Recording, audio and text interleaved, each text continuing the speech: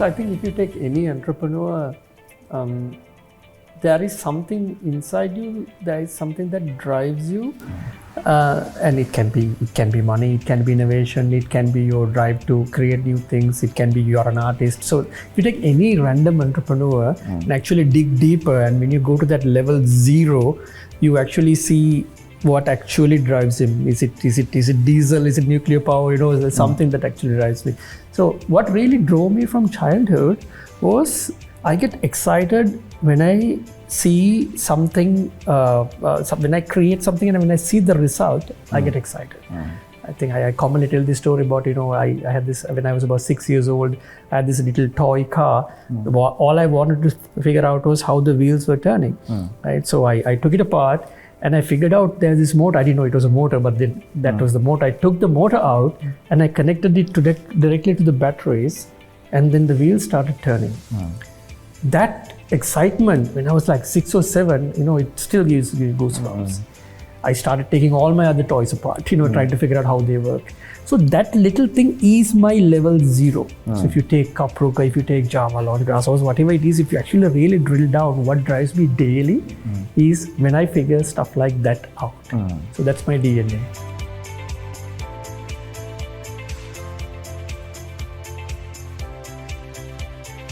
Yeah, so let's take a reality example. Like let's say Kapruka.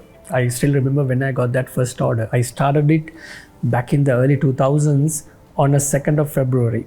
I built the site myself. The server was running on my desktop laptop. It was running on an ADSL connection, all that. Every day morning, get up in the morning, first thing, half eye open, go and check if there's an order. Is there an order? Is there an order? And on the 5th of February, I got that first order, right? That's that moment. Right. So you get what I mean, right? Works. It works. It works. Yes, I think you caught it.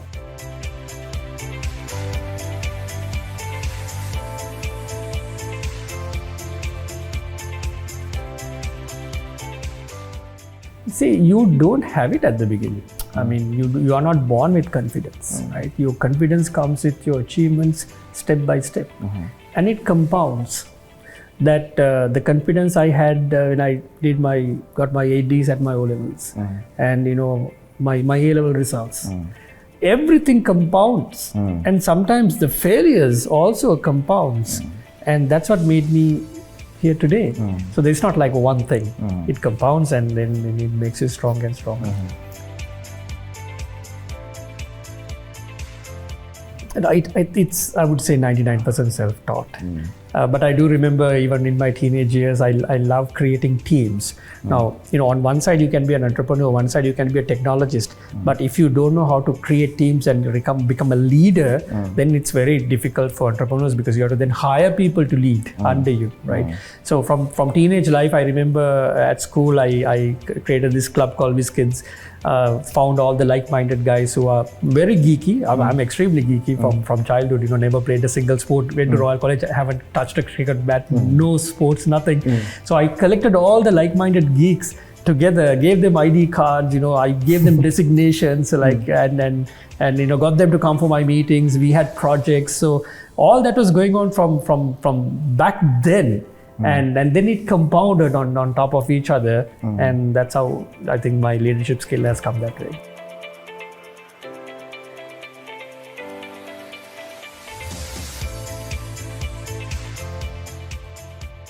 So as I said, the compounding effects again comes on top of it. Today I'm sitting here much more stronger than if those challenges are not there, right?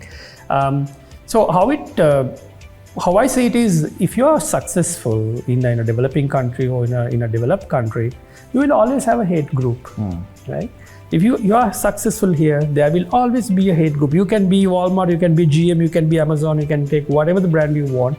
There is a hate group there. And the hate groups exist because you are successful. I mean, if you are nobody, there's no point hating anything in the first place, right? So first I got to understand that, okay, there is this, and it's going to be part of it no matter what you do. It can be here today, the hate group can be active today or tomorrow, right? And the second way I perceived it, I was very much myself. So there's the authenticity. You have an authenticity, a real authenticity in you, Prashant. I have my own authenticity.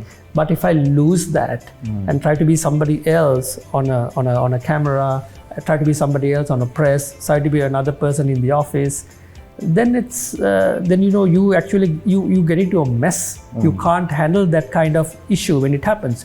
So I was myself. If you remember the pricing issue, that we had about 2 years ago. That was very interesting because I decided to be myself. I decided to be in the front. I decided like I would act like I would, and in any other issue, in internal office issue or at home, there's a way that you act, right? If a cop shows up at your home, knocks on the door, you're not going to hide and say, okay, send your kid. You're going to open the door. You're going to talk about it. So I did the same thing at office and in those issues. And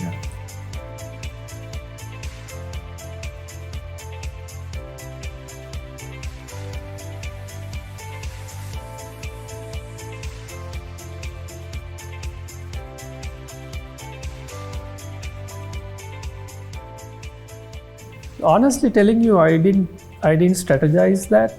It came very naturally. And turning back, I wouldn't have done it any other way either. Right? So it was not like, after one step planned, okay, how am I going to say, what am I going to say, all that. The first thing I did was I stopped listening to others, right? I remember when that issue happened, I got like hundreds of phone calls, a lot of advice. People are telling me, Dulith, take higher ground, give a press release, give this. I said, no, I stopped answering calls so I could be myself, right? And that way I just responded it, the very natural, the gut feelings I had about the issue, I responded that way. So that's what really, made it much easier. Yeah.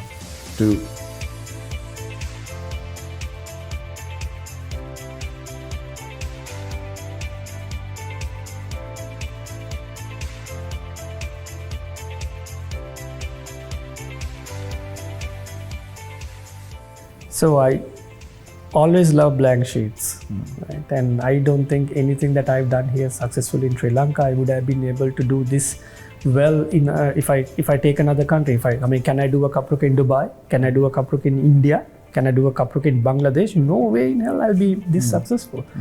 I know this space.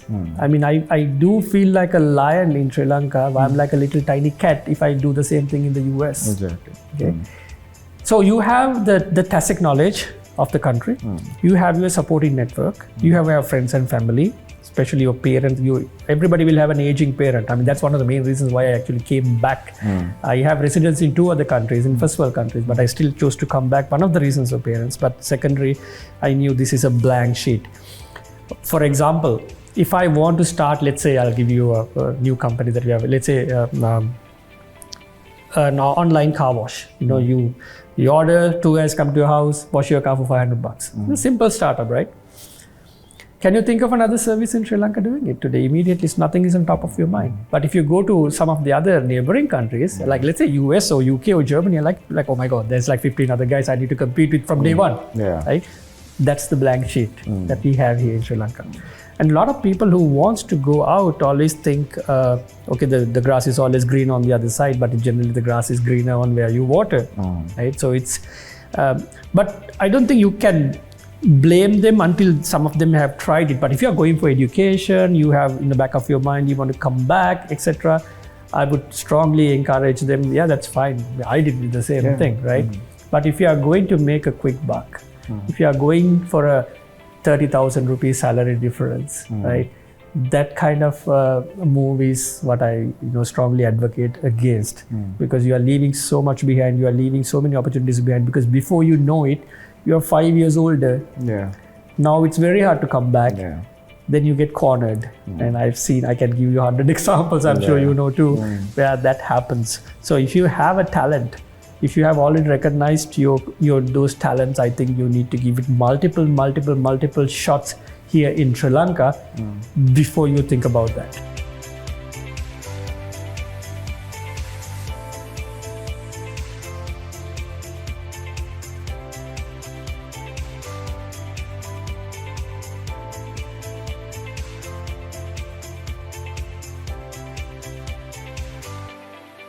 Yeah, you can become rock stars actually on a blank sheet much easier than you think. Yeah.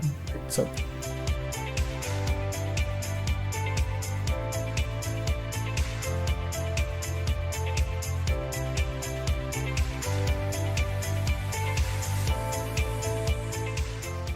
So again, I think at my age now, I feel my real hardworking accomplishments are already done, and now is the time I need to start thinking about backing out and taking a backstage and seeing the younger generation run my businesses, run the country, and then just provide a bit of wisdom than being hands-on, right? And what really excites me when you take that backstage is you start seeing opportunities like poverty elevation in the country. You start seeing this when I get out of the western province, in the other provinces, how much of talent is untouched. So when you take that bird's eye view, you can't take the bird's eye view when you're too busy building businesses, right? Now at this age, I can take the bird's eye view, and the moment I recognize those, I love to inject not just capital or building a guy a house or providing meals for a school, etc. I feel though they are not sustainable. So whatever I do through Kapruka Foundation, I try really hard to see if the project is sustainable. Right? Will it run on its own? Will it compound itself? Will it grow on its own? So all of that's the thinking behind the Kapruka projects. And it gives me immense pleasure. I mean, it's like, when you see that bird's eye view, and when you see younger generation coming up with a little bit of, like your Shark Tank thing, right? Yeah, so that was very exciting. I mean, I would love to follow up on each of those guys. Some of them wouldn't have succeeded. I mean, even you take 10, only 3 will make it, but 3 made it, right? So unless you had started with 10, you wouldn't have 3. Exactly. So it's always like that.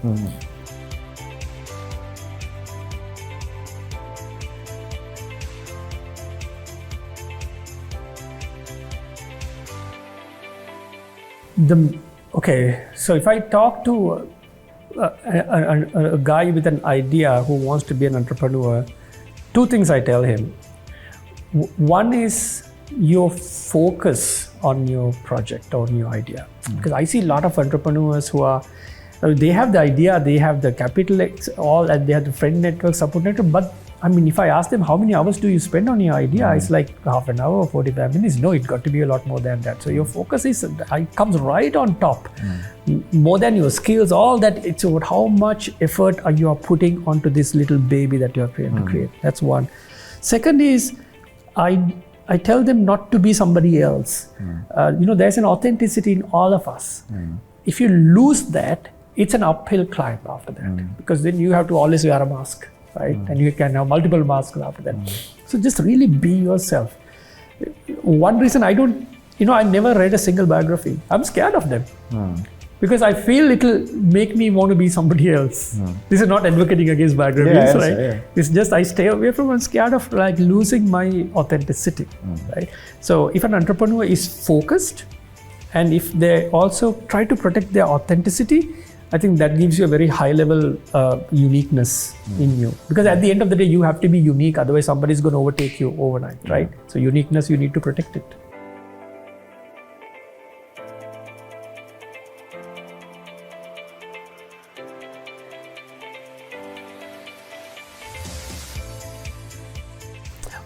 I think if anybody thinks that Sri Lanka our size is a disadvantage, we are too small, we are never going to be a first world country, I decline all that. I think, take a country like Bangladesh, for example. 3 years back, nobody thought that, but today is the most FDA-driven country in the world. That day will also come to Sri Lanka. I mean, look at this, right? There's so much here that's waiting to happen, right? My vision is for Sri Lanka. I feel we will be very much a service-oriented country, right? So service exportation and tourism is obviously a given. But rather than manufacturing and all those things which can come later, if you take a country like even Israel, it's really extremely service oriented, but such a small country, that can be there. So let's take a brand like Samsung, for example, right? It's coming from South Korea, but it's a flagship product that the whole world uses. Yeah. So what this South Korea has that we don't have, right? So it's the entrepreneur who started Samsung in South Korea, right? So if Sri Lanka has right now 1% entrepreneurs, right? Some countries, Japan, etc., have 9%, etc., right? So we have a long way to go. Even if that 1% becomes 2%, that's 100% growth, right? So the key is entrepreneurship. If you get more entrepreneurs into a country, everything else is on autopilot.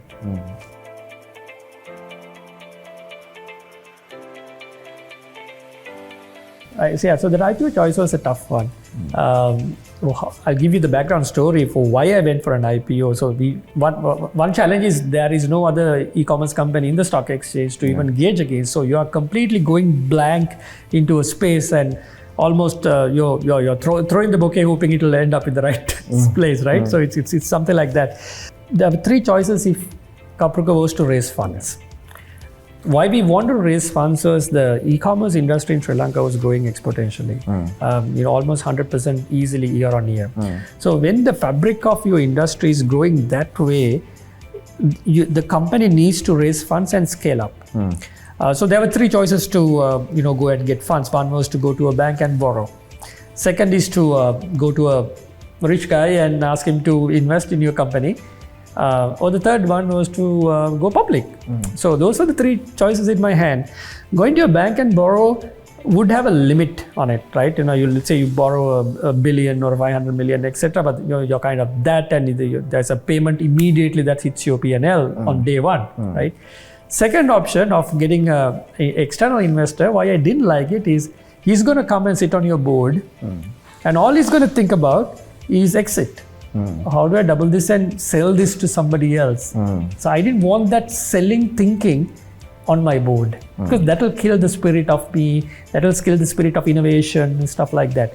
So I selected two more. The last one was the going public, and the risks of that is, will Sri Lanka market understand e-commerce? Will they risk in investing in e-commerce? Those are the doubts until that IPO date, until I rang the bell. And it worked out really well. And we oversubscribed by 6 times, and even during a red market today, we are still above IPO price. So it's, I think by all means, I feel like that is the right choice to make. And I hope that it will pave the path for other tech companies in Sri Lanka to not pick those other two options and actually go public and then follow the steps. Yeah.